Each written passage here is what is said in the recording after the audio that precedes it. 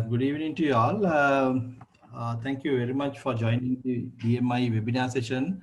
This is the seventh webinar we hold for this year. So today we have Mr. Damit Aberadne, one of our proud alumni. He's currently serving as the factory manager at Unilever Horner.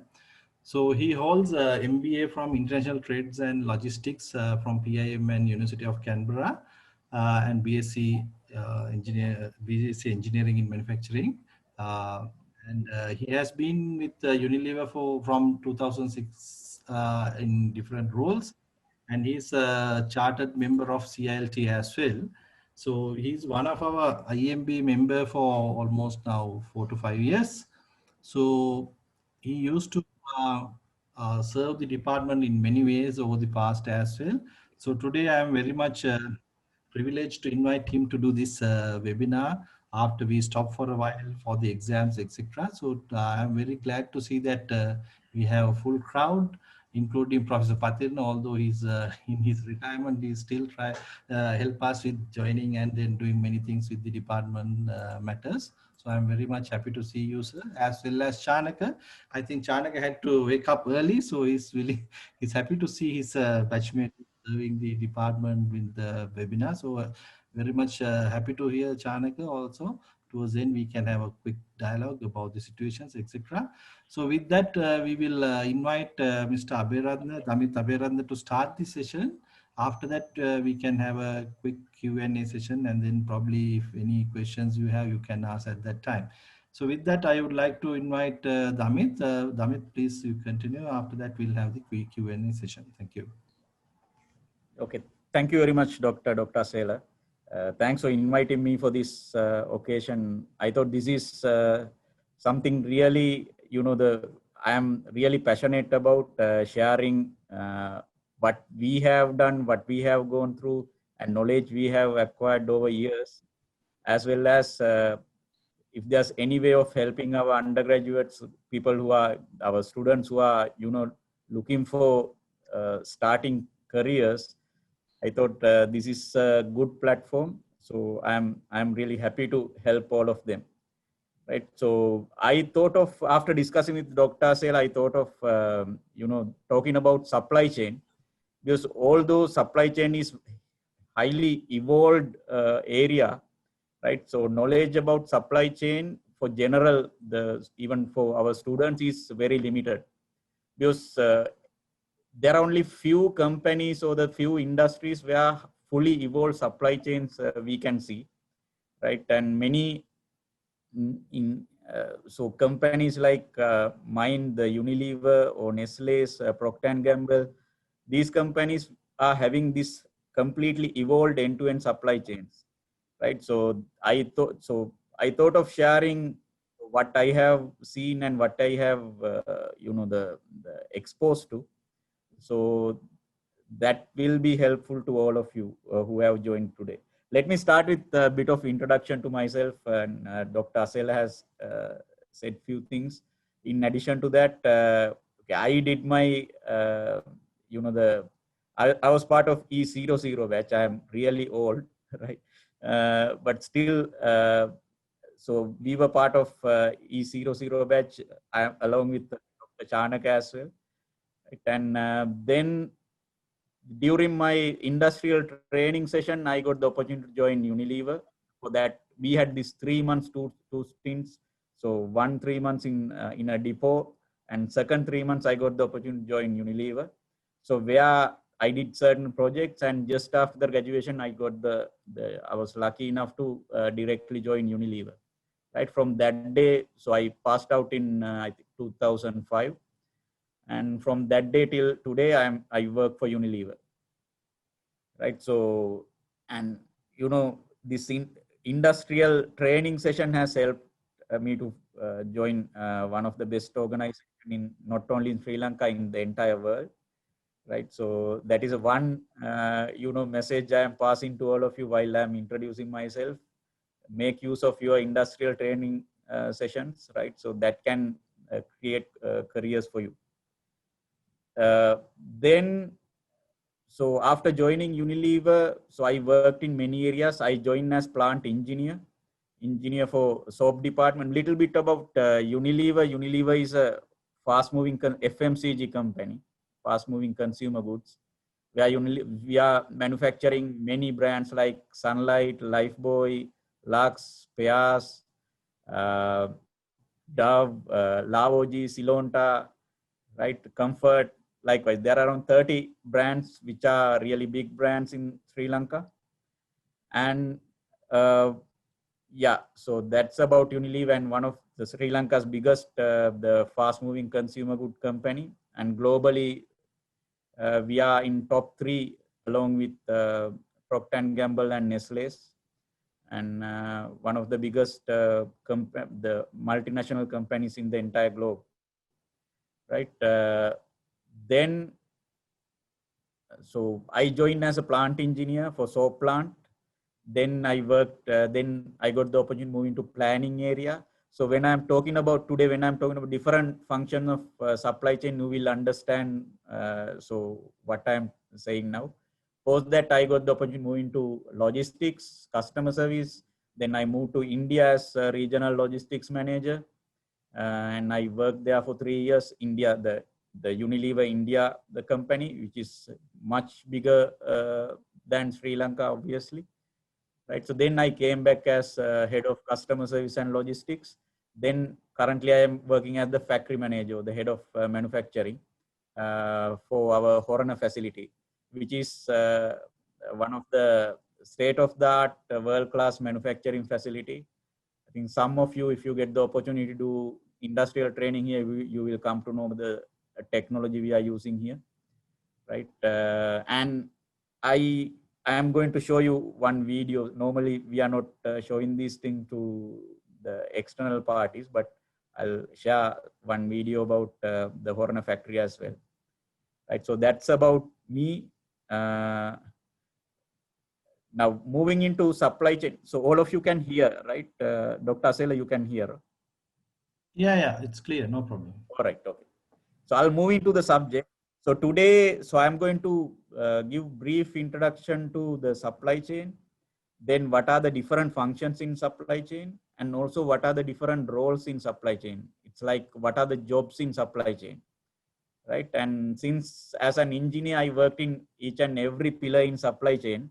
So it's obvious that all of you can join any part of the supply chain. I will tell you what are the areas, what are the job opportunities, as well as what are the key skills, competencies we need to focus on, right?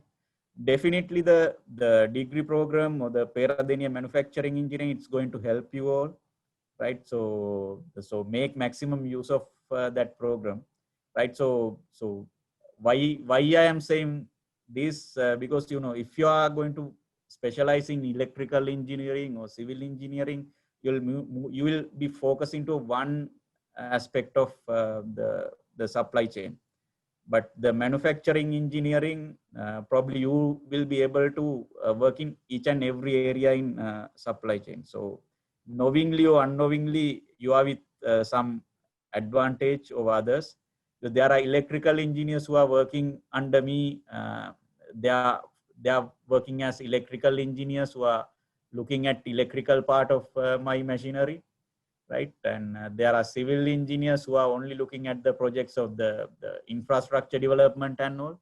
But the production engineers or the manufacturing engineers, there are who are working in planning, logistics, supply chain, heading supply chain, right? So that's the beauty of this the role and this course. So I'll move into the supply chain. What are the basic areas, right? There are only 3-4 slides. After that, it will be only the discussion between us. So supply chain starting consists of key main areas, starting from suppliers, then the manufacturer, distributor, retailer, and customer. I'll take you through all of these areas, right? So if you are going to manufacture something, let's say, so I'll take examples from products we are manufacturing. If I'm going to manufacture the piece of soap, then I need oil, right? So I need certain chemicals, then I need the packing material like wrappers, right? So these need to come from a supplier, right? So then you need to have a manufacturing facility, right? Where you are converting raw material and packing material into a finished product. Then you need to have a distribution network where you are going to store your products. Then you are going to transport your products, where you need to have a warehouse, as well as where you need to have a transport network. You need to have trucks or some method of transporting, right? So then you are transferring those stocks into a retailer. It can be a shop, it can be a supermarket, right? It can be a wholesaler. Then you have set of customers who are purchasing or buying your products from that retailer, right? So this end-to-end area, we think, okay, probably some of you may be thinking manufacturing is supply chain. Some of you may be thinking, okay, logistic or the distribution is supply chain, but this end-to-end part is coming under supply chain up to retailers, right? So up to stock moving from the raw material, converting into a finished good or finished product and moving to our shop, this entire part is managed by supply chain. And in this each and every area, there is a part we can play, right? So supply chain, then we are dividing into two parts, upstream and downstream, or now we are saying front end or back end. So suppliers, the manufacturers design the back end of the supply chain or upstream. Then your distribution network, the logistic part is coming into your front end of the supply chain, that is downstream, right? So supply chain, so in any business, supply chain is playing a critical part, right? So there is a demand side and there is a supply side. This matching the demand and supply is what we are doing in supply chain, while making that supply a profitable one, right? So I will give you a current context, what's happening today. All of you know the COVID situation, right? So where all the, probably some of you are aware, right? So there are many industries where we are losing jobs, right? And people are struggling. Then the businesses are struggling, right? So wherever the businesses are performing well, those businesses are performing well due to two main functions. One function is supply chain, other function is sales, right? So out of these also, supply chain is the most critical function. I'll give one example. So Unilever globally, we have something called the Global Awards, right? So this time that award won by the entire global supply chain for the first time in history. Mainly the manufacturing team or the factory teams. That's purely because in a situation like this, where it's the really challenging people, the health of the people, safety of the people in a challenge, right? So running a supply chain is the most critical and one way most difficult part, right? So that's why we won that award as well. So, and again, so why I am telling this, so supply chains are running by people like you and I, right?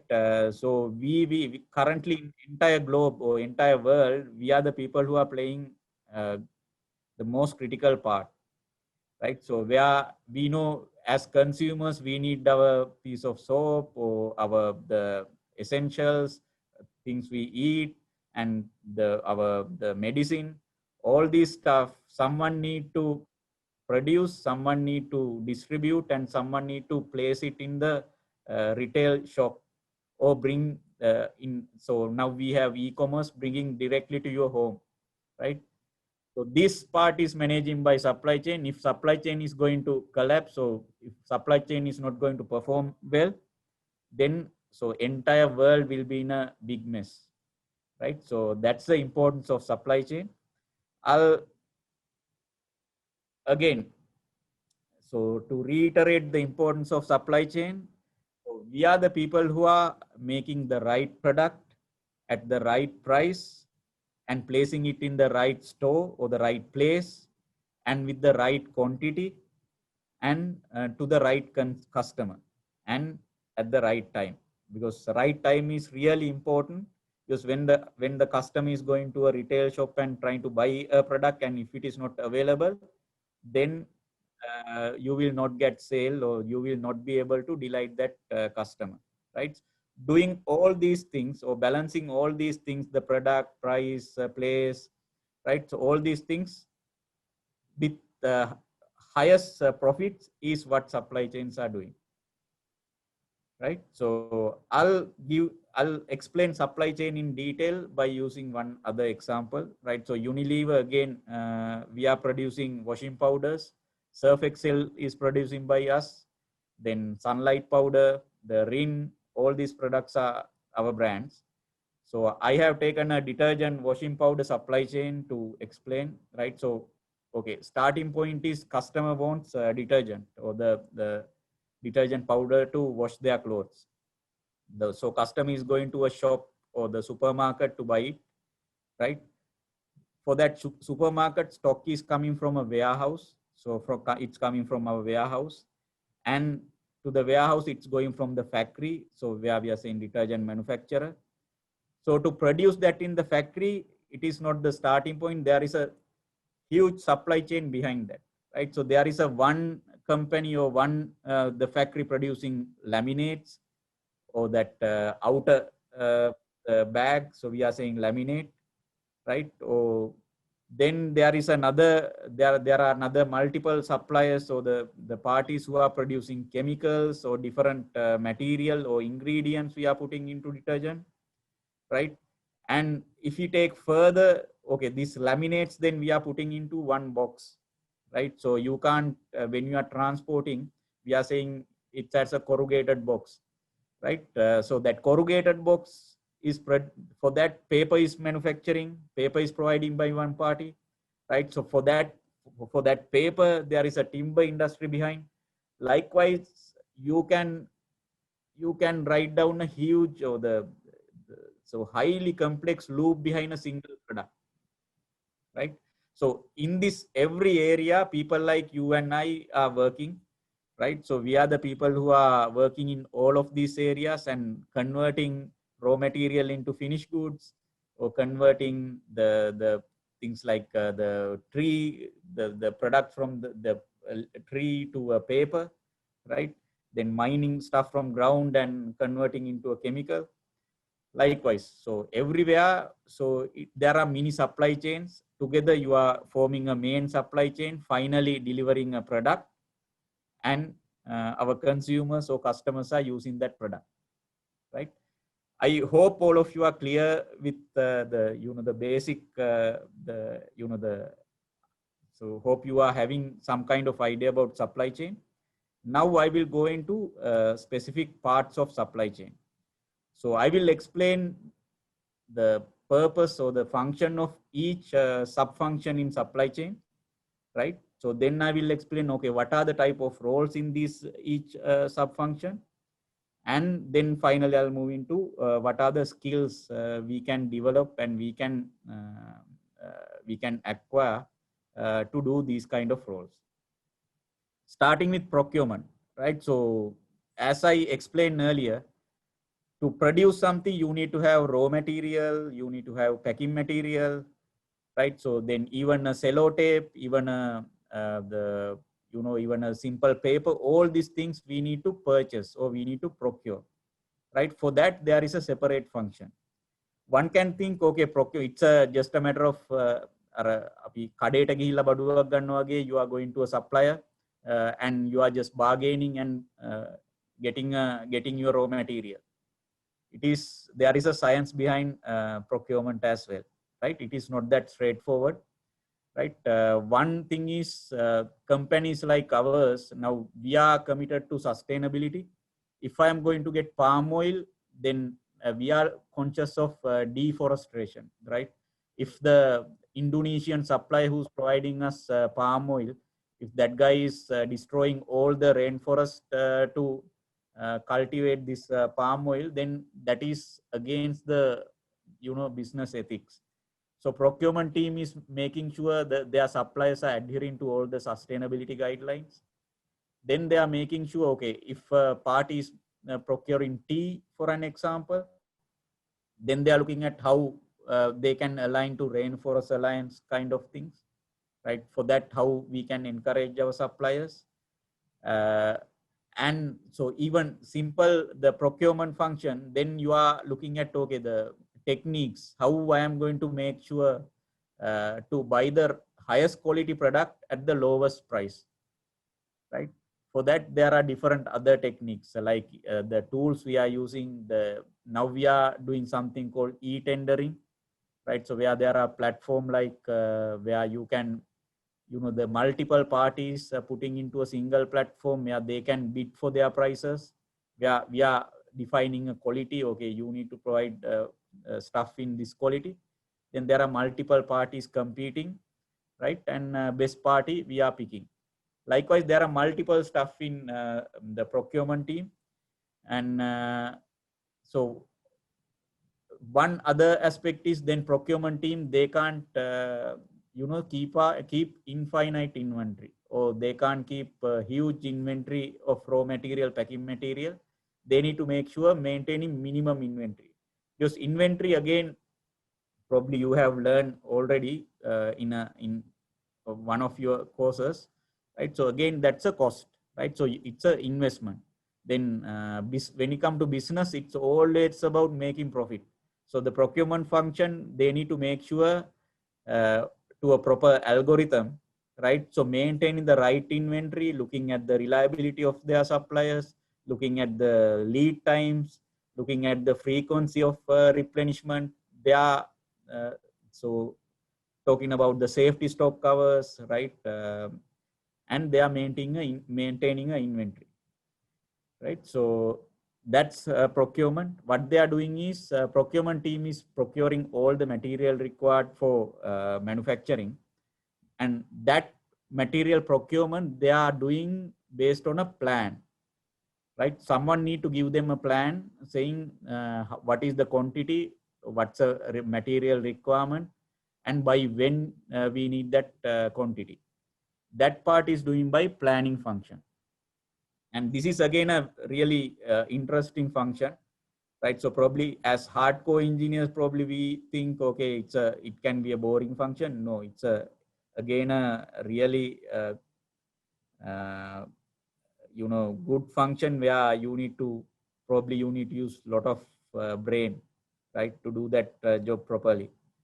And planning function, where we are dividing into two parts. One part is demand planning, second part is supply planning. It's if I am, if you think that I am going fast, any one of you can just stop and tell me, right? So, and if you need clarity, you can stop and tell me. So I will again try to slow down and I'll try to explain, right? So planning, dividing into two parts, demand planning and supply planning. So in demand planning area, what they are doing is they are looking at, so probably you have learned something called forecasting, statistical models, right? So they are doing the forecasting of looking at the historical data. They are looking at, okay, what's the demand of, if I take sunlight soap, what's the demand of sunlight? How many pieces, how many cases, how many tons for the next month, next 3 months, next 1 year. Likewise, they are doing the forecasting. So then they are determining a demand saying, okay, sunlight for this month, I need 1,000 tons, right? So numbers are different. I'm just telling you hypothetically, 1,000 tons of sunlight soap, right? And they are saying for each and every geography, what is the requirement? Okay, for Colombo area, you need this much. For Kandy area, you need this much of soap. That kind of detail also they are going. And they are saying for the modern trade, like the Cargills, Keels kind of customers, what's the demand? And for general trade, our wholesalers, our normal retailers, right? So what's the demand? All these things they are doing through. This is purely through statistics based on historical data. They are coming up with numbers, right? Then here we are looking at something called forecast accuracy, right? So based on then, so you are forecasting something in this for next month.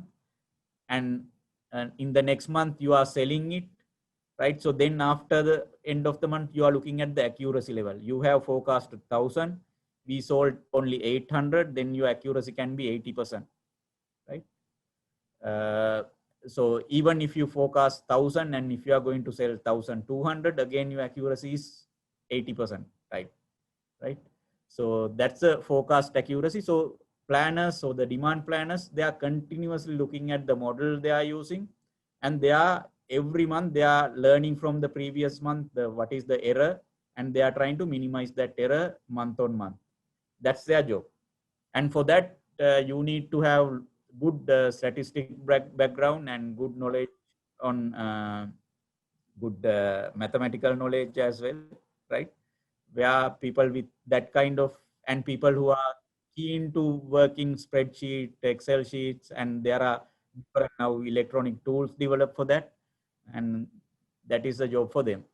And the next part coming is the supply planning. Again, a really interesting job and tough job, right? So what supply planners are doing is, demand plan is giving the forecast or the demand plan, and supply plan is dividing it into different areas, right? So that supply plan, they are dividing into raw material, packing material requirement, right? So then they are giving it to the procurement team, and they are looking at manufacturing capacity, right? So there is a factory, or the next, I will explain next the manufacturing, right? So they are looking at manufacturing, what are the, how many production lines are there, how I am going to sequence those production lines, and what is the capacity of those production lines, and how many people I need to deploy in these production lines.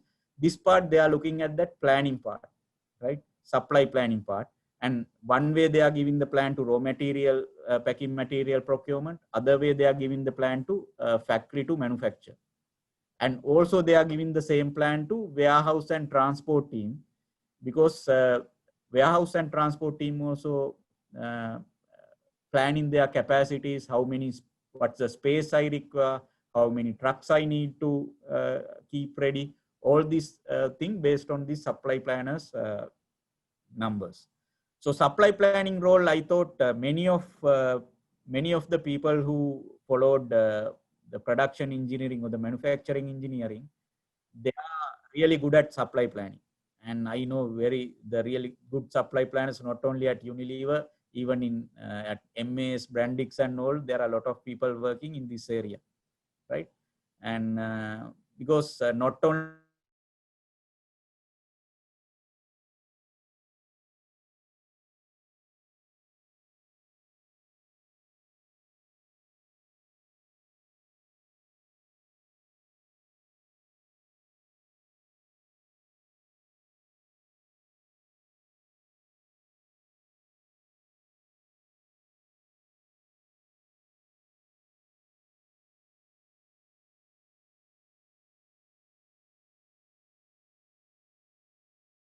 if there is no the sound, then just let me know.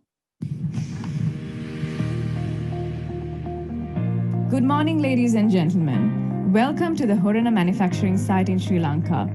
We are here in the BOI Export Processing Zone. The factory at Horana was incepted in 2012 as a move from Grand Pass at a €33 million investment. This multi-category site contributes to over 56% of Unilever Sri Lanka's turnover and manufactures 57% of its portfolio, making Horana the most critical site for Unilever Sri Lanka's business. It is blessed to manufacture 256 SKUs for 31 brands, resulting in over 100 changeovers per month, making it one of the most complex to operate in South Asia. Our journey commences at the canteen, which operates 24 hours, catering to all fixed-term employees, Tier 4 compliant, and segregated to zones for different departments. Our welfare facility, which is also Tier 4 compliant, is able to manage self-distancing during operations. The first plant on display is Colognes, now producing Lifebuoy hand sanitizers as well, enabling the fastest innovation network landed OTIF in Unilever Sri Lanka's history. As per Unilever safety standards, this plant is built in isolation. Environmental sustainability is driven extensively and comprehensively throughout the operations at Horana. With a 55% green area on land, one of our key highlights has been the journey on reducing water consumption from factory inception. We ventured into rainwater harvesting in early 2018 and thus far have achieved a 20% footprint and covered 70% of factory roof area. By the end of 2019, we were able to save 15 million liters of water and now are equipped for a harvest potential of 20,000 tons per annum. With this and other key reduce and reuse projects, we were able to reduce consumption by 77% against 2012 per ton baseline. Our state-of-the-art PP plant, newly established in 2017, is one of the most complex plants in operation in South Asia. Now we approach the central utilities area housing biomass boiler, effluent treatment plant, and water treatment plants. Steam is sourced primarily from third-party operated biomass boiler, contributing to 90% of the demand. The balance is from our own furnace oil boiler for the weekend operations, as biomass cannot cater to the low weekend demand. A highlight on our journey on waste reduction has been the introduction of the sludge dryer that reduces moisture from 80% to 20%. We managed to save 300 tons of waste going for incineration, a 33% drop of waste footprint from this single action. Whilst reducing waste generation by 58% over 2012 baseline, we have been able to provide a hard savings of 8 million per annum through this.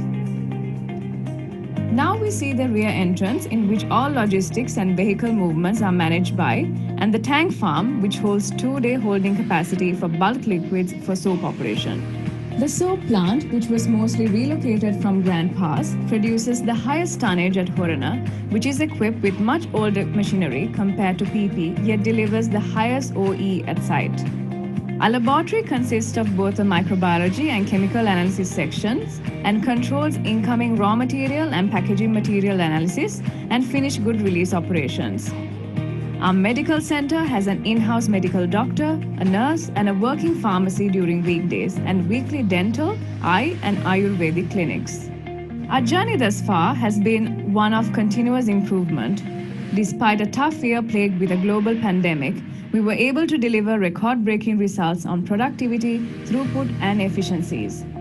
We have also acquired international certifications of our quality management and have backed our continuous commitment to safety and environmental sustainability through the highest external recognition at presidential awards in the country. Our vision is to be Unilever's best multi-category site in Asia, for which a comprehensive plan is drawn up and in play. The 447 blue-collar workers and 43 management staff that powers Horana are fully geared and ready to embark on this journey to deliver growth today and transform tomorrow.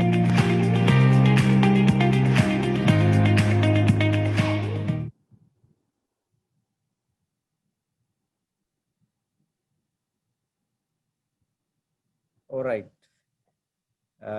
Sorry, I couldn't. We were not supposed to share the internal, the inside details. So that's why the brief video, right? But probably you can get some kind of flavor to a factory, right? So we have one factory called the personal products, where we are producing all the shampoos, creams, toothpaste and all. There's other plant where we are producing soaps, right? So Lifebuoy, Lux, Pears, Sunlight, all these soaps, right? So one critical thing is, okay, we have these robots, cobots, right? So probably one of very few factories in Sri Lanka using all these technology, right?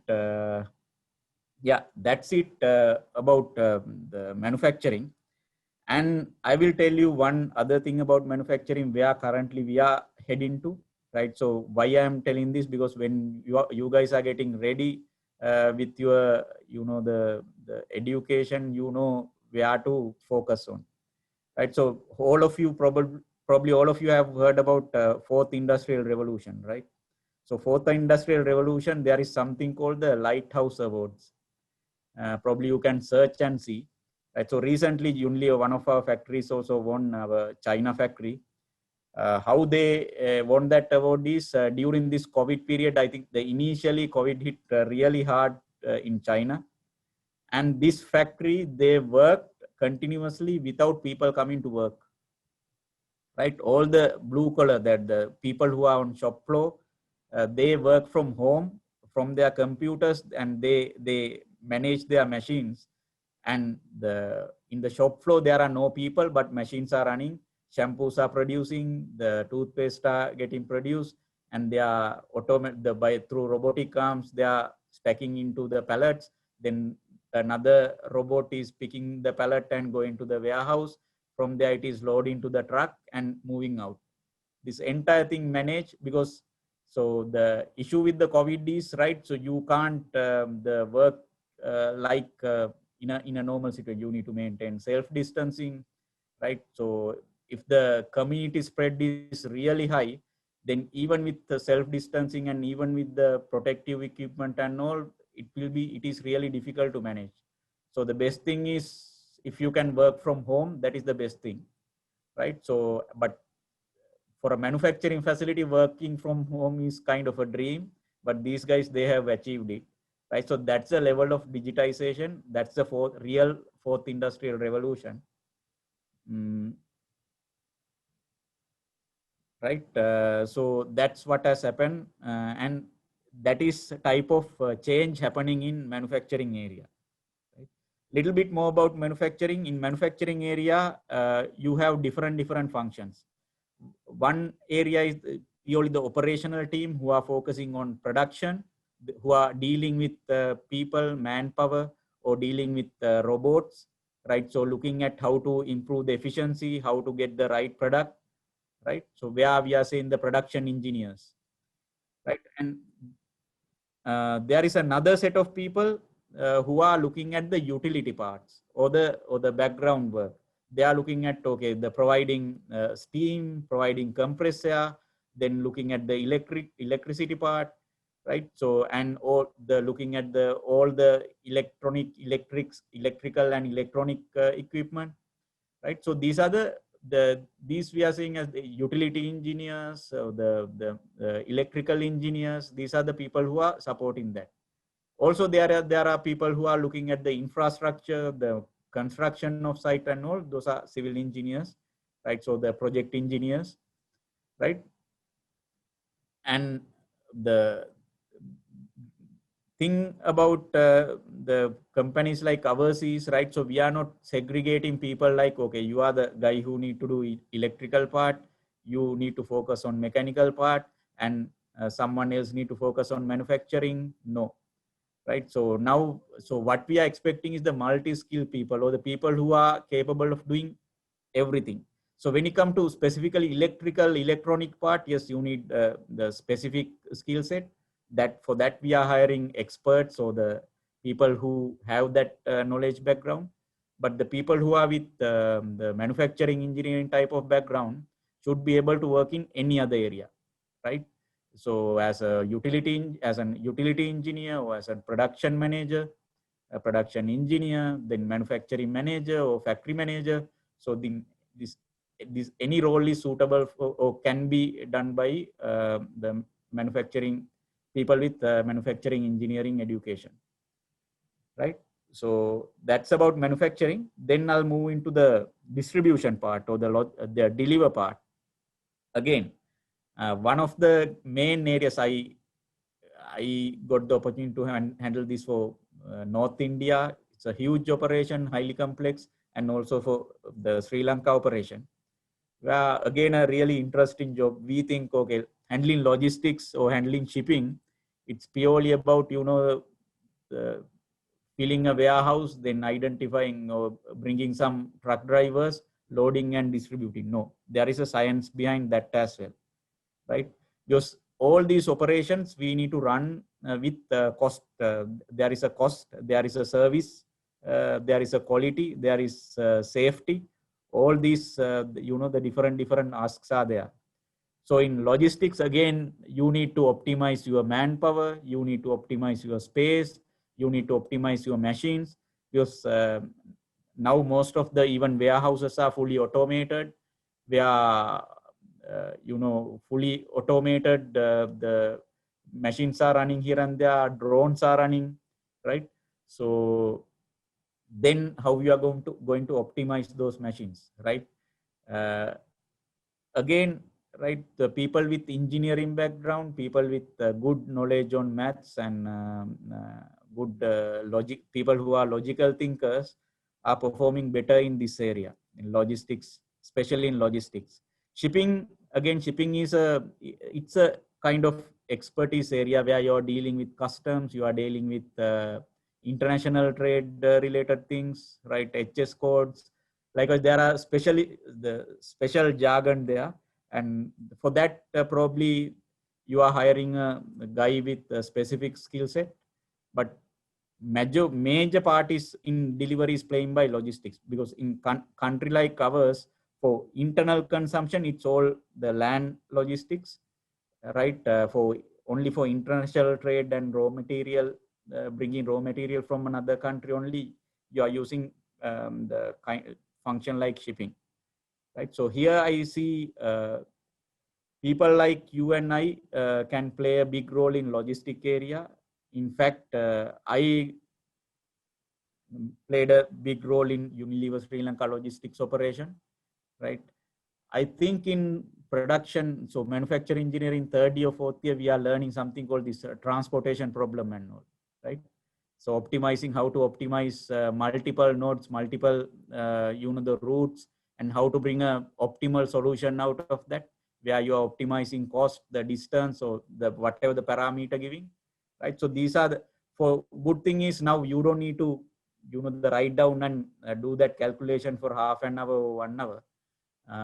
There are softwares where you just need to add the parameters, add the constraints, and you will get the answer, right? But what you are learning there, or that logical thinking part, or the entire logic, right? So you are applying there. Without knowing the proper logic, you will not be able to use even the tools, softwares properly, right? Then finally, the customer service. In Unilever, the companies like Unilever, Nestle and all, we have function called customer service as well. This is not customer care. Customer care is, right, that hotline where one consumer is having a problem, you are calling and you are complaining. No, this is not customer care. Customer service is, there is again a different or separate science where you are dealing with your retailers or your the modern trade customers. They are similar to you are defining a norm or defining a safety stock covers and all for your production. Similarly, you are defining the similar logic to your distributors, your retailers, or right? How many times you are going into a shop, right? So what is the route you are going to take, right? So in a single day, how many shops you are going to cover? All this is a transportation problem, right? It's a logistic problem. And what is the stock level you are maintaining in a shelf or in an outlet? So if you are managing through a distributor at a distributor point, what is the stock level you are maintaining? Again, there is a science behind that. That entire science is managing by customer service team. They are the people who are dealing with your sales team and your customers and bringing that information to supply chain. They are the front end of supply chain who are dealing with the real market, right? And bringing that feedback and feeding that into the supply chain. So then supply chain is getting ready with the deliveries, quantities and all, right? So these are the functions in supply chain, right? So I hope you, got some kind of understanding into it, right? So each and every area, procurement, planning, manufacturing, logistics, customer service. So it is again a separate kind of university where you can learn a lot, right? And if you are with the right skill set, you can perform really well in each and every area. And the best thing, or the best gift you guys are getting is, okay, one thing is the theories and all the knowledge you are getting out of the course. Second thing is the other aspect, like the logical thinking, the analytical thinking, right? All these stuff you are getting out of it's as a probably as a byproduct you are getting it through this the 4 years the exposure, right? So that you can use in all of these functions, all of these sub functions for your betterment, right? Where you can perform better than many of other people. But don't try to be complacent, right? Now all the people are really smart and hardworking, right? So don't think that you can go and easily win everywhere. But I am telling you are with a better sound platform, and if you use the right passion, right rigor, and learn things whenever it is required, then you will be able to perform better, right? So sorry.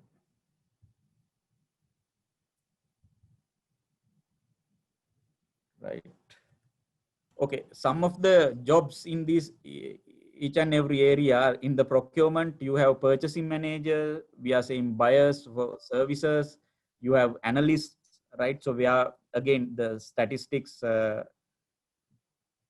so to analyze, and in the planning area, you are saying supply planners, demand planners, inventory controllers, again the analyst part, the statistical part.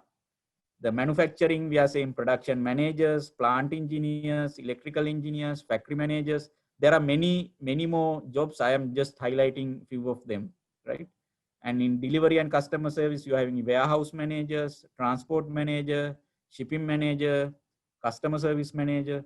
These are some of the roles, right? So why I'm mentioning these roles, because you will get certain, the paper advertisement or in website saying, okay, Unilever, Nestle, or any other company, they need demand planner, or they need production manager or the transport manager, right?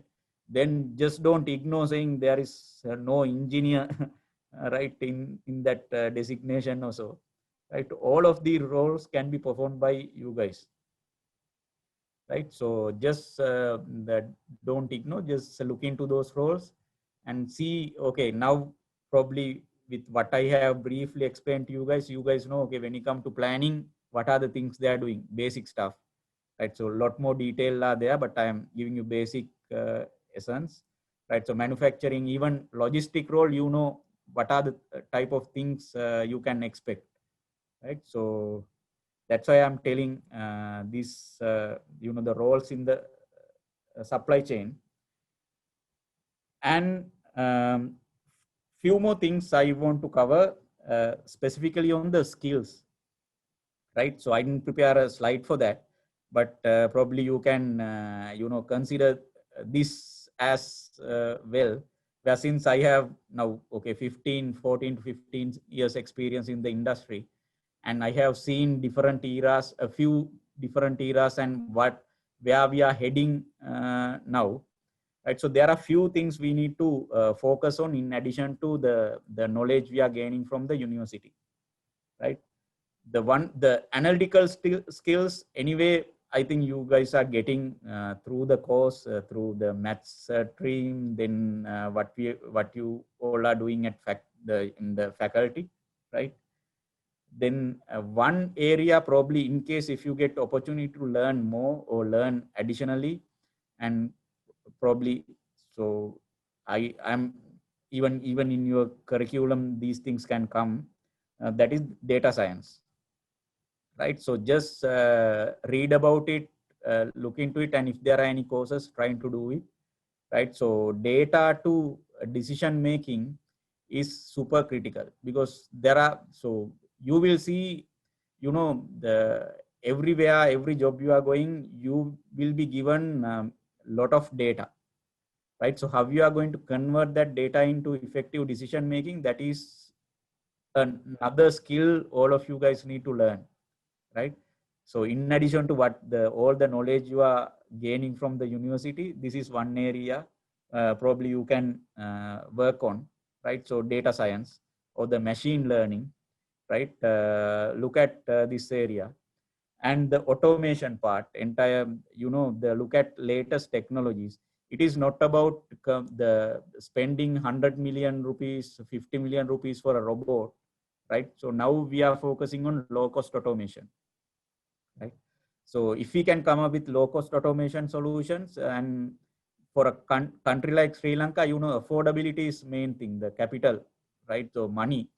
So luckily probably for few companies like ours, we have enough capital where we can invest on latest technology, the high end robotics and robots and cobots where 100 million, 200 million, we can invest on a single machine. But many other businesses, they can't. So look at low cost automation, right? Try to learn what's happening there, and even during your course, and if you can get all the assignments you are getting, your industrial training stints and all, try to focus on that area as well, right? So because there's a big opportunity there if you can come up with low cost automation solutions, right? So anyway, the statistics, I think most of you are good with statistics. If you are not good, right, so try to refresh your knowledge on that, right? So you need to have some level of the appreciation of the statistics, especially if you are going to do a role in planning, even in manufacturing, right? So some use of statistic is required. And then, so look at the finance part, right? You will see, okay, there are a lot of other stuff. No, I think in your optional courses, probably you are getting these kind of things, right? The statistics, finance, for supply chain, these kind of things, probably that will be there. Because why you need finance? Normal perception is engineers, we are weak in the finance, right? So balance sheets, so when it comes to profits and losses, right? So that's a normal perception in the business community. And if you are with good knowledge in this area, then you have some additional edge. And forget the additional edge when it comes to finding a job. But even, in your decision making as let's say you are going to be a plant engineer, right? So investment you are going to make, you need to do so what is the saving you are going to generate, how you are going to justify your investment, all these things you need to have some level of finance knowledge. And if you are good at what is the profitability, how you can, what is the in a P&L or the profits and loss account, right? So how you are going to read it, what is the turnover, what is the top line, right? So what is the material cost, what is the non-material cost, likewise, then what is the gross margin, right? So then what is the gross profit, all these things, try to understand. I'm just giving some jargon, some names, right? So have some understanding on finance, so that is going to help you. I am not telling all of you to learn all of this stuff just before graduating. It is not the intention, but over the time, right? So have plan and read about these things and be prepared, right? And in addition to this, there is one bigger thing, right? I think most important thing,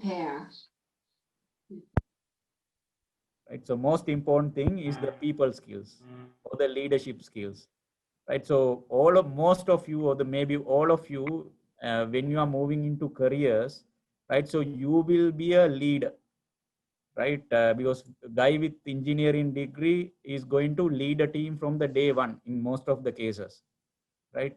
So then you can't fail there, right? So you can be a highly educated guy with a smart brain, with first class, but if you cannot lead a team, if you cannot get work done through others, then you are going to fail, right?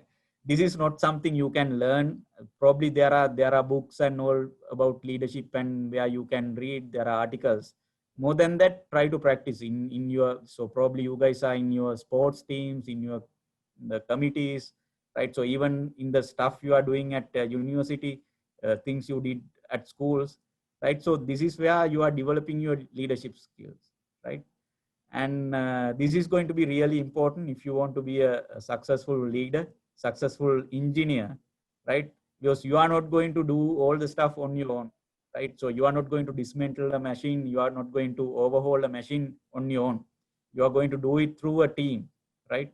So you need to have that skill to lead a team, right?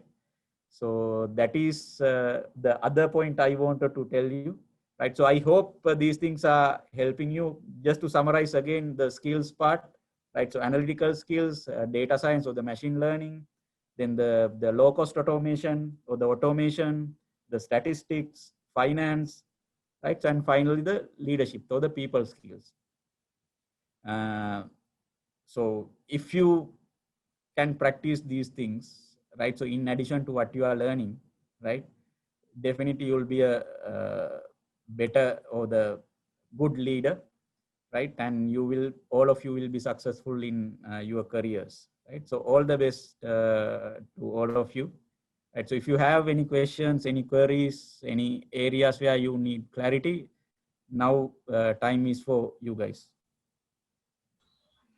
Thank you very much, Damit, for your excellent presentation. I hope that most of the participants got very clear understanding about the what is supply chain and what kind of a role, especially the manufacturing engineer used to play in supply chain. So thank you very much for your excellent presentation. Now we can have a Q&A session. So those who are having any doubts or anything to be clarified or any idea to be posted to Mr. Damit, you can do so.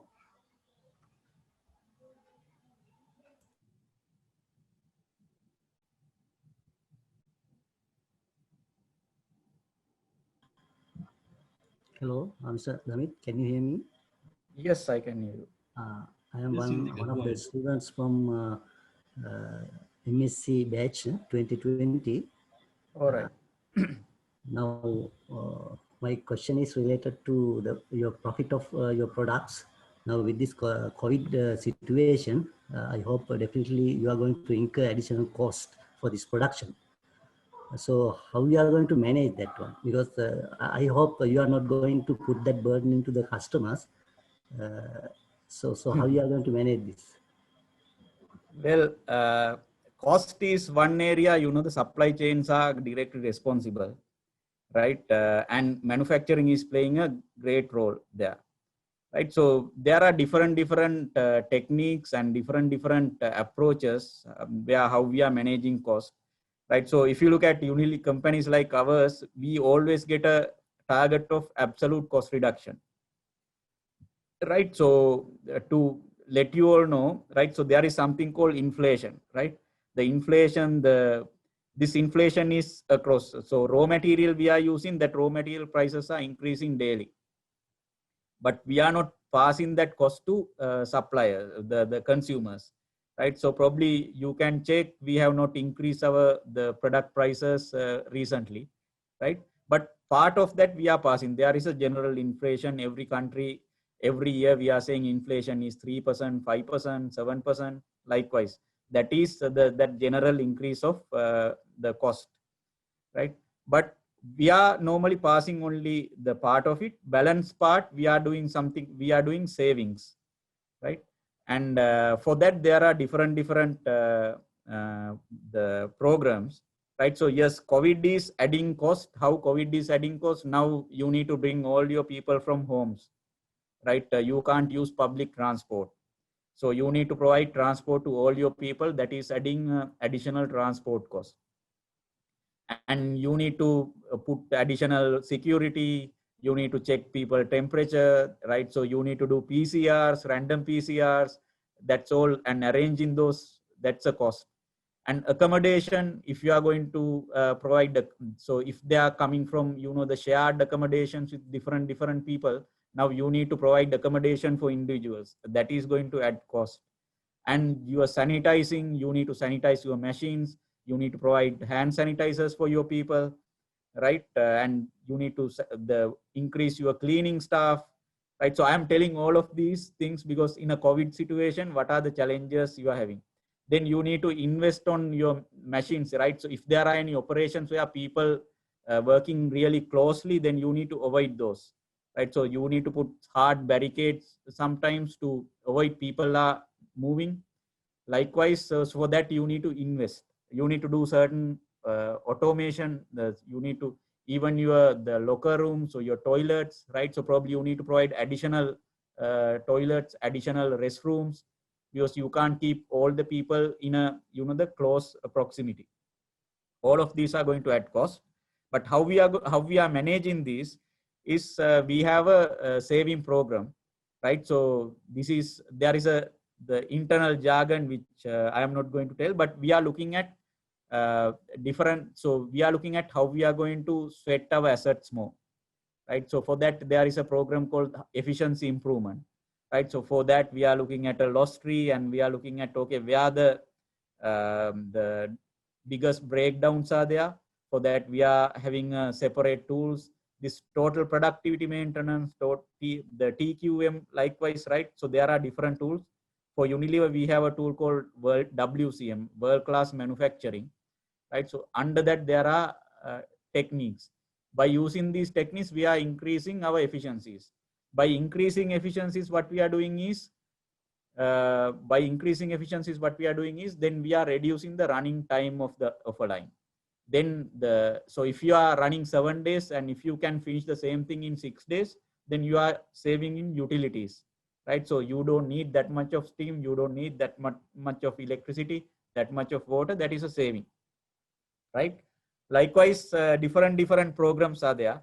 I gave you only one example, right? So this is area where engineers are playing a big role, right? For example, today we were discussing about the spare parts, right? So now we are getting spare parts from that original equipment suppliers who are in Europe, right? So because all of our machineries came from Europe, and the spare parts are extremely expensive, right? So now we are working on how we can machine those spare parts locally, and how we can develop local suppliers where you can get the same thing at 1/10 of cost, and you don't need to maintain that number of spare parts, because if you can develop a local guy, you can bring it within 1 week versus 3 months when you come to bringing it from Europe, right? And you don't need to maintain that much of inventory, right? So then you are reducing cost. That is one other area, right? So even in logistics, how we are going to distribute, now we are looking separately, right? So how we can load more in a single truck without incurring cost, right? And how we can transport less by clubbing. And we have modified our trucks to double deckers, where earlier if we can send, so we are sending our stock in pallets, right? So if we send 10 pallets, now we can send 20 pallets. So because of that, rather than sending 2 trucks, now we send only 1 truck, right? So that is another example of saving, right? So likewise, there are saving projects. One way we are adding cost because of because we need to keep our people safe, and we need to run our operations safely, right? So other way we have program to compensate that through saving program. Let's hope that clear your question. Thank you very much. It's very clear. Thank you, Damit, and thank you, Indika, for asking questions. So any questions to Mr. Damit?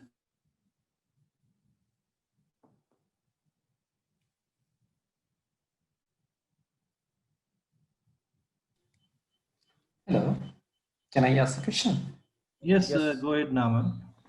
Okay, Damit, thank you very much for the very interesting presentation. So I have a question regarding, you talked about the customer service aspect, where you sales guys are talking to various distributors and all. So it's the supermarkets and the retailers who have the real customer data, and they are the people who are able to profile what kind of people buy your products, and what kind of products are brought together. So through supermarkets, do you get access to this POS data? Or are they of no interest to you, or do you have a deal with them to get that kind of data? No, we are getting that data, but not all the supermarkets are organized or have that facility. But chains like Kiehl's, they have data, and they are actually selling that data, right? And we are tapping into that point of sale data. And so we are getting that data. One thing is to understand the consumer behavior, how the shares are moving, or market share is moving, right? And what are the latest trend. For that, we are getting that data. In addition to that, we have developed our own tools as well, where, you know, the mobile apps where you can go to the shelf and you can see the on-shelf availability, as well as you can look at the same thing, right? So based on the on-shelf availability, based on the order they have placed, what is the gap? So through algorithm, we are determining the demand gap or the demand opportunity. Likewise, there are tools which we have developed. Also we are getting that data from the supermarkets, and we have introduced, okay, we have developed certain the family groceries, so that there are, so you can see there are customers, though the retailers with the name of, you know, super, right?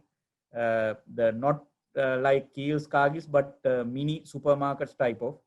So we sponsored certain such the retailers, where we have given them that equipment, software, hardware.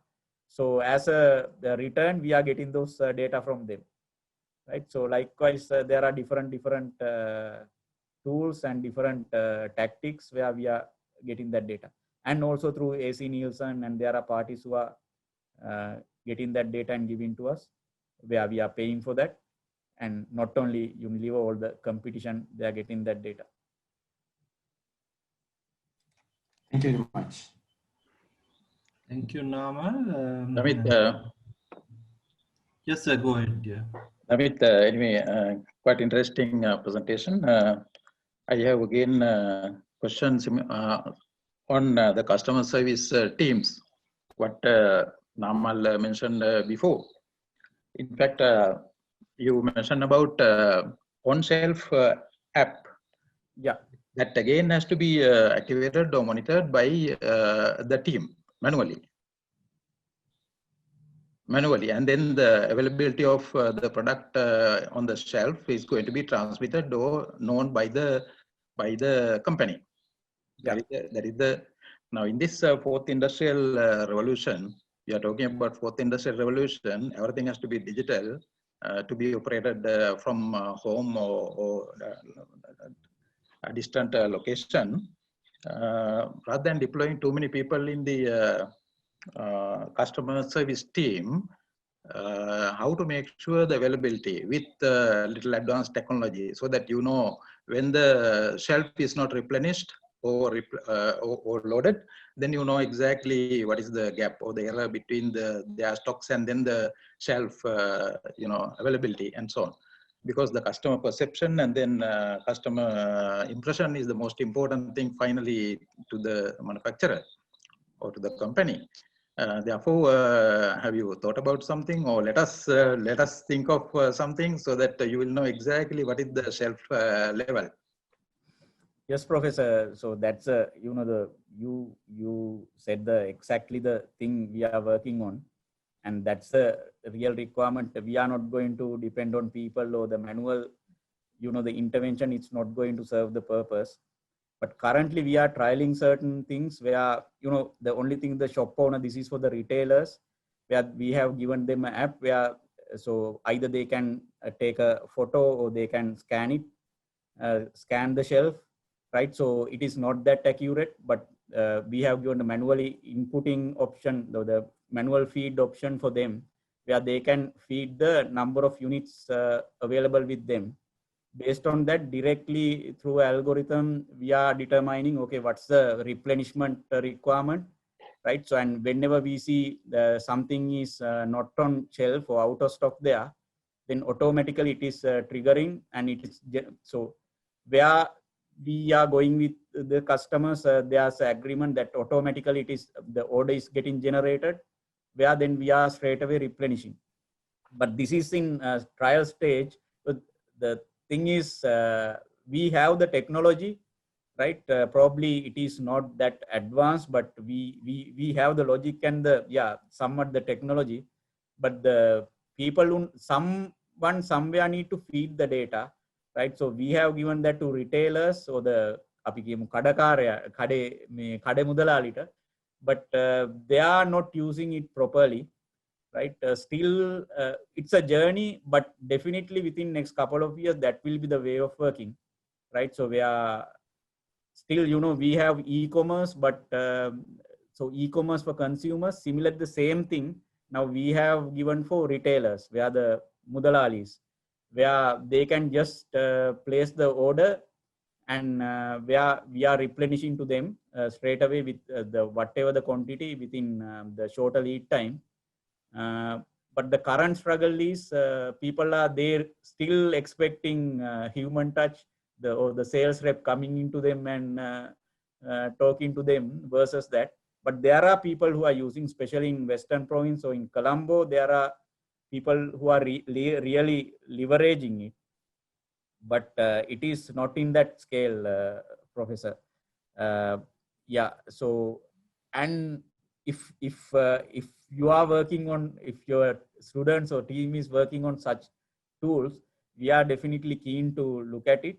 We have developed certain things, but definitely we don't say that our tool is the best. Yeah, but the present level of operation, you have one, still there is a manual component. Because yes, they have to take a photograph, or they have to scan it, and then the information will be sent. Yes. Yes. But still the manual component means the operation is manual, and then the number of people to move around, that's again high. Anyway, let's think of it because in the practicals also last time we had in the first semester, the video is going to be watched at home, and then when they come back to the university, they will spend very limited time at the practical setup. But I'm thinking of these days how to switch on and then carry out the practical from home next. That's another exercise for me these days. Anyway. All right. Yes, Professor. There is a scope, and even within Unilever, there are. So even in India, when I was in India, we have you know, automated entire. We have a product called Lakme, right? So beauty product. Yeah, these lipsticks and all these things, the number of SKUs are huge, right? So we used this something called, so we used robot to complete the replenishment where no people are moving. But again, the order, the initial feed is coming from someone need to feed, right? So that initial feed, the demand signal is not automated. But once the demand signal comes, the entire, the replenishment, picking, packing, all this stuff, we have automated. That that is there, but in Sri Lanka we have not yet moved there because the current solutions are extremely expensive. That automating the entire warehouse function and all, the replenishment part. But that getting demand signal, if we can automate, that will be a path breaking. That is something we are currently struggling. Anyway, we'll propose something. You can take it forward and then see how good or bad it is. Definitely, Professor Pathiran. Okay. Thanks. Thank you, Damit. Good. Thank you, sir, and Damit for question and the discussion.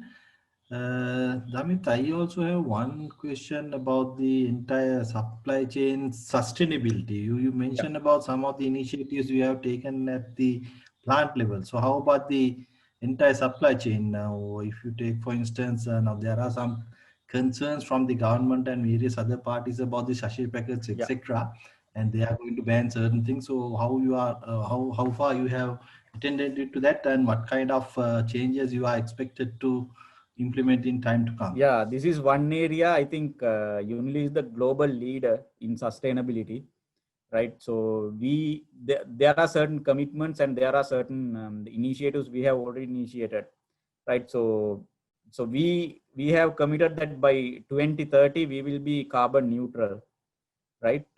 So if you look at Horana factory, the My factory, right? So carbon footprint we have reduced by 70%. The greenhouse gases, the water consumption, energy consumption, and waste reduction. We almost every aspect we have reduced by around 70% through different initiatives. But currently the main thing is on this the sachet, right? So I need to acknowledge, okay, the companies like ours, one way we are the polluting, where the sachets, the plastics, right? So not only the Unilever, the Nestle, Coca-Cola, all these companies, right? So what we are emitting, it is not recyclable. But if you look at the current trends, even in here, we are experimenting completely these laminates, the wrappers, the bottles moving into a recyclable. That is one thing.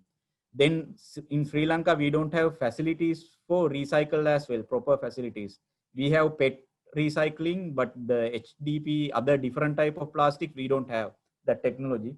Developing that part is also going on. The sachet ban specifically, yes, we are working on alternatives, right? So sachet, the one area is from the environmental point of view, that is good. And if this is the policy, then you will definitely help it.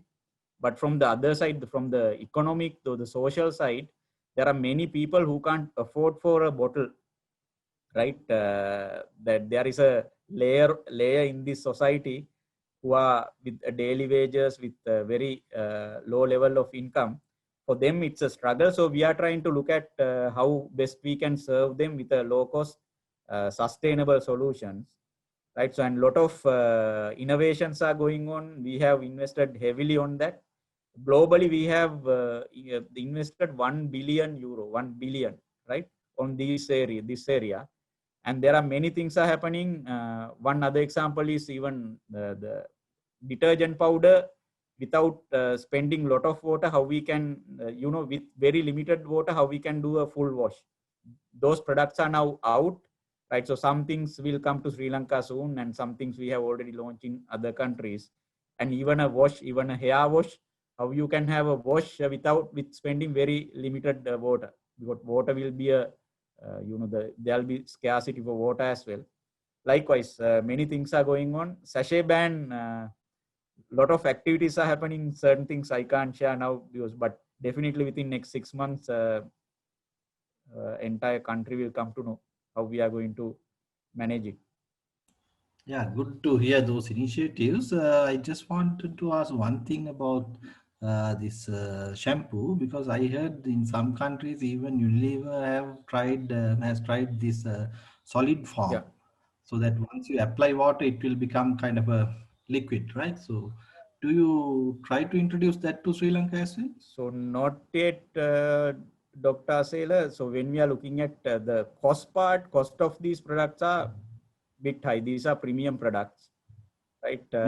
So the current consumer profile of Sri Lanka is not supporting, but we made a different channel where bringing these kind of things, pods, right? So even washing, now we brought certain pods, and so we have introduced it as a limited edition in Colombo limited places, where where pod, where you put the pot, it is the dissolving in water type of thing. We are very limited, so it is with there's no plastic involved, right? So if you are or laminate, it is a really sustainable thing.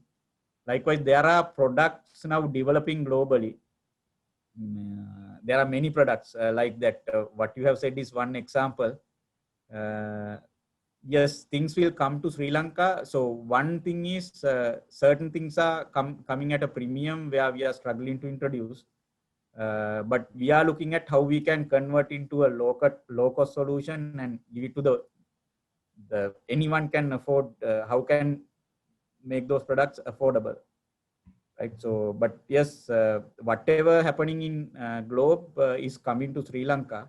It's a matter of time, right? Okay. Yeah. So how about the refilling machines? I saw somewhere it was already introduced by you, Yeah. right? So yes, we have introduced refilling machines because of so we wanted to scale it up a lot.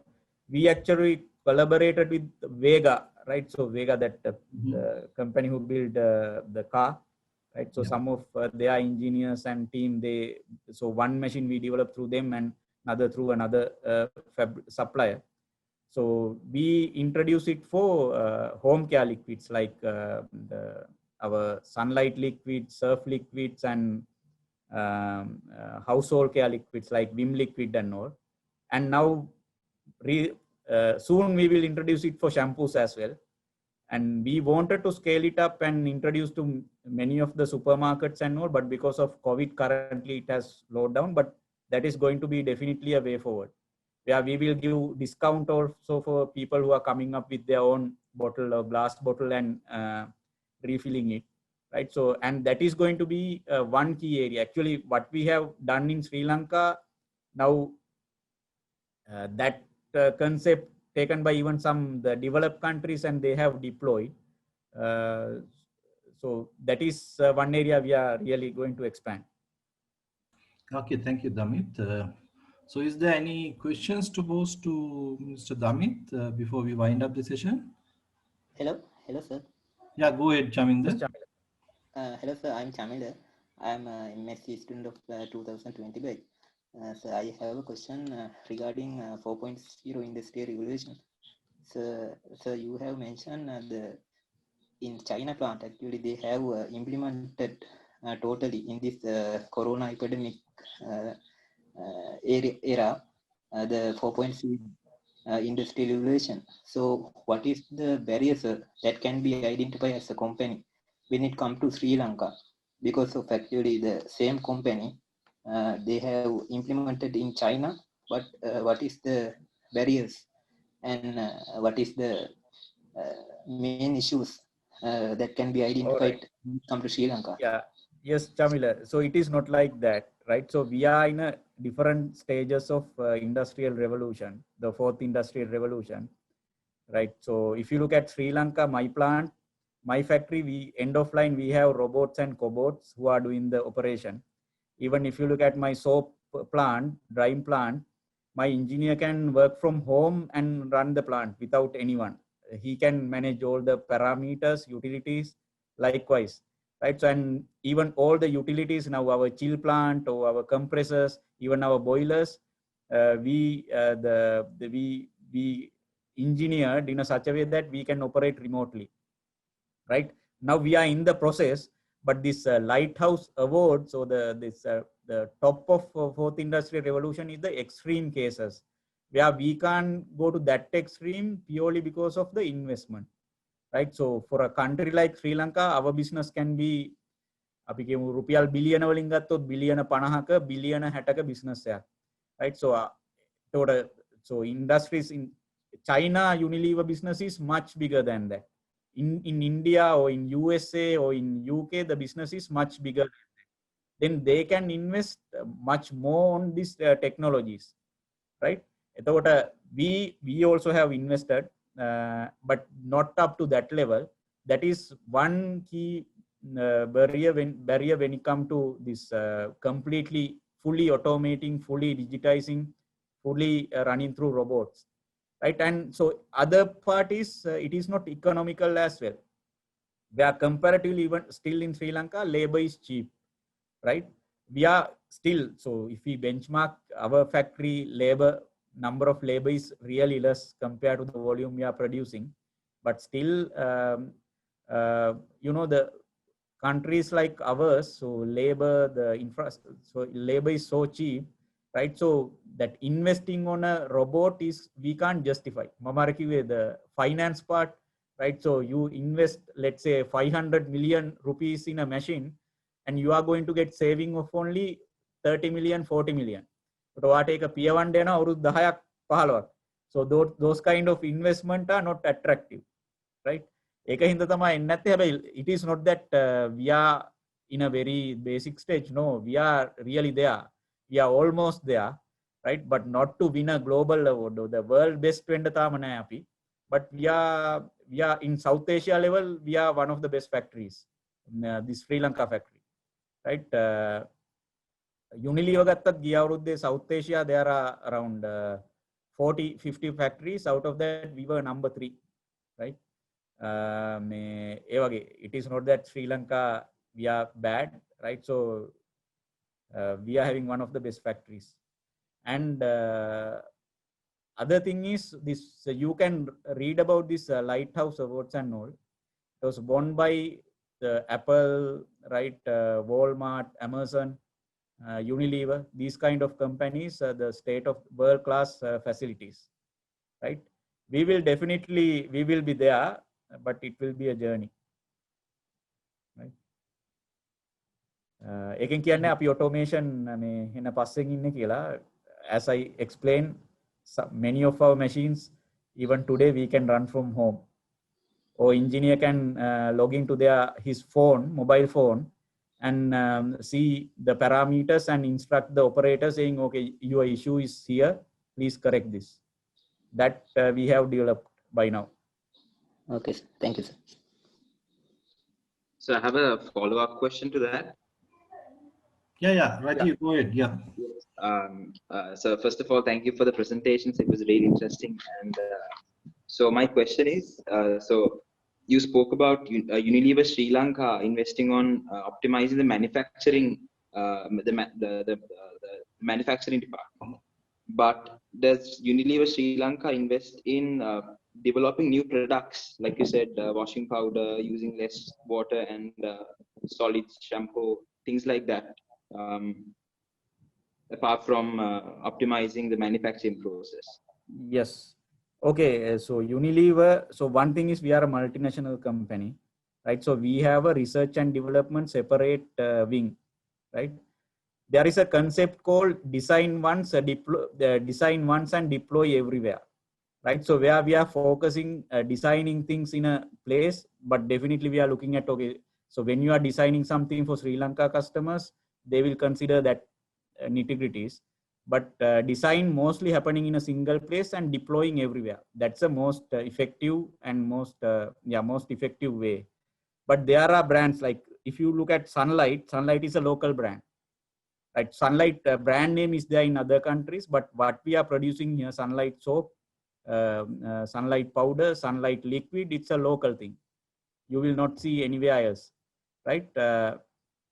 Those developments. So we have recently introduced Sunlight liquid. That's a local development, right? And Pears soap, Pears baby, it's a local thing, right? So, and that those developments are happening locally.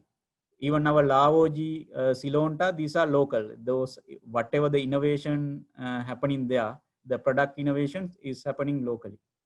Right? But many of other products, we are doing it globally and then deploying here.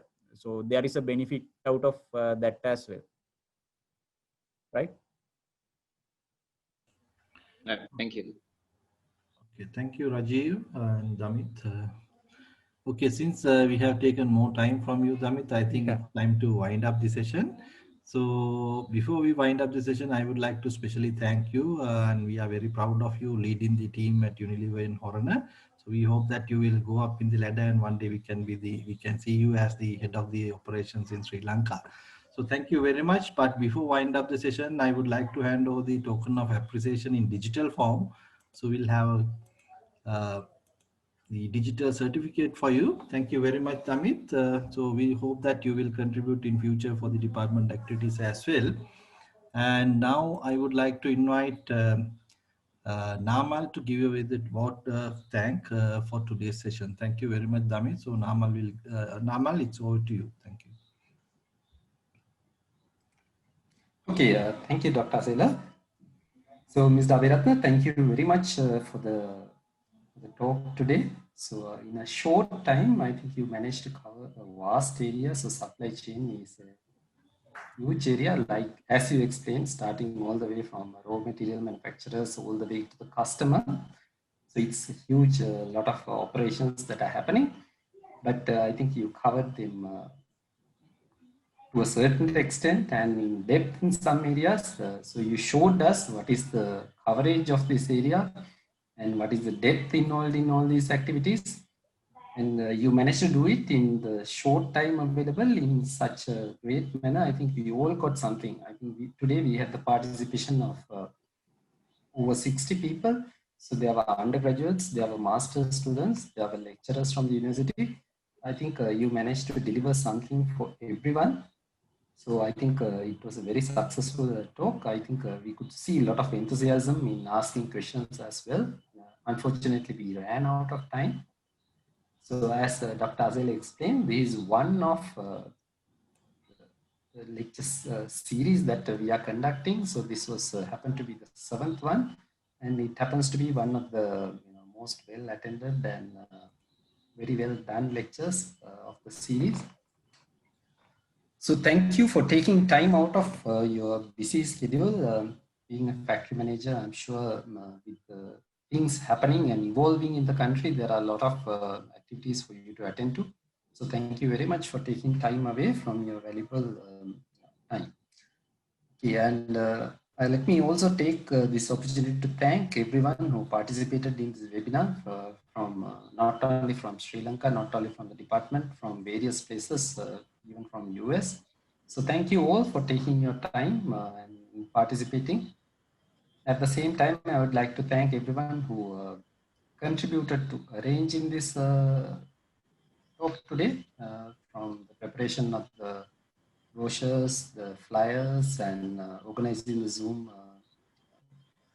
sessions and all. So thank you all for your contribution. So since we took a lot of time, I will not keep you further. Thank you very much, and have a great evening, and we'll see you soon in the next webinar. Thank you very much. Thank you, Namal. Thank you, Dr. Asela and the Professor Pathiran and Dr. Chanaka. Thank you. Thank you very much, Damit and Professor Pathirana, Chanaka, and all the other participants. Thank you very much. Have a pleasant evening. Thank you.